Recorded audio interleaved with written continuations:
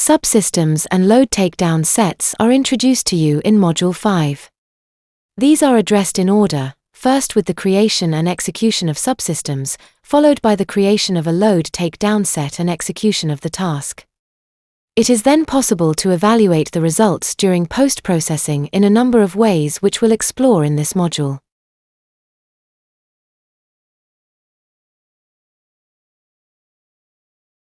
Before a calculation of the main system, subsystem support parameters of columns and walls intended to be used in subsystems require review.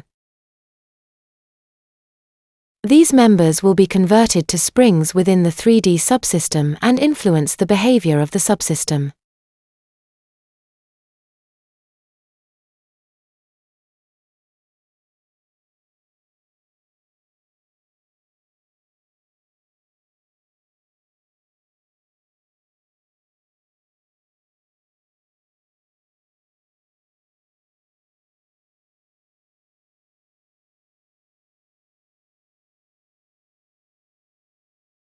Once finalized, a calculation of the main system is then undertaken. After processing, the results are stored in the central database file. It is then possible to generate subsystems in a pre-processing task. This is the first necessary step in the load takedown workflow. In the project example introduced to you here, in Step 1 of subsystems creation, the subsystems are quickly and easily created using the subsystem views by levels task. In Step 2, after review of the created subsystems, calculation and processing follows. After processing the subsystems, a load takedown set can now be defined in the next step of this workflow. In Step 1 of load takedown set creation, the load takedown task is opened and configured with all subsystems selected for use and any changes to the default values addressed before processing. Calculation is undertaken in Step 2. Results evaluation is then possible with a number of post-processing methods which includes export to Excel functionality. In this model, the project browser displays the list of already created subsystem views. The SOFiSTiK Analysis browser displays the corresponding subsystem analysis tasks and a load takedown set. Subsystems are rapidly and easily created using the Subsystem View tool located in the SOFiSTiK Analysis ribbon. In this example, the Subsystem Views by Levels tool has been used.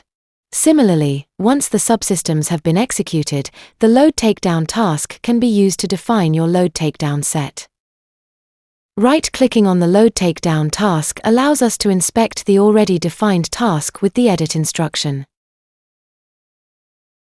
We can observe the intended behavior of the task by inspecting the intended load transfer path of the subsystems, manage site-wide rules for the application of load actions, and if necessary carry out individual overrides for each subsystem.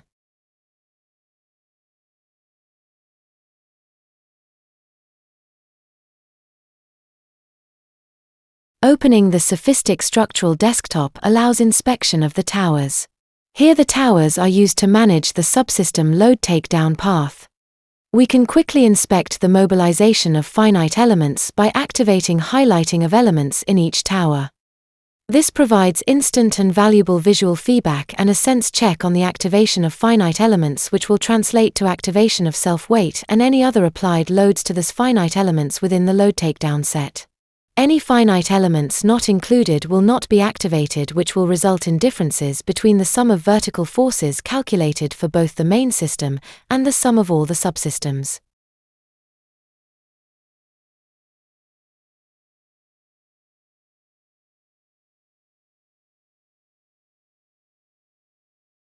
Whilst in the viewer, we can also inspect the sum of vertical forces of the main system for any load case as another sense check. This provides an instant guide on the expected value for the total of the sum of vertical forces of the load takedown set derived from the subsystems.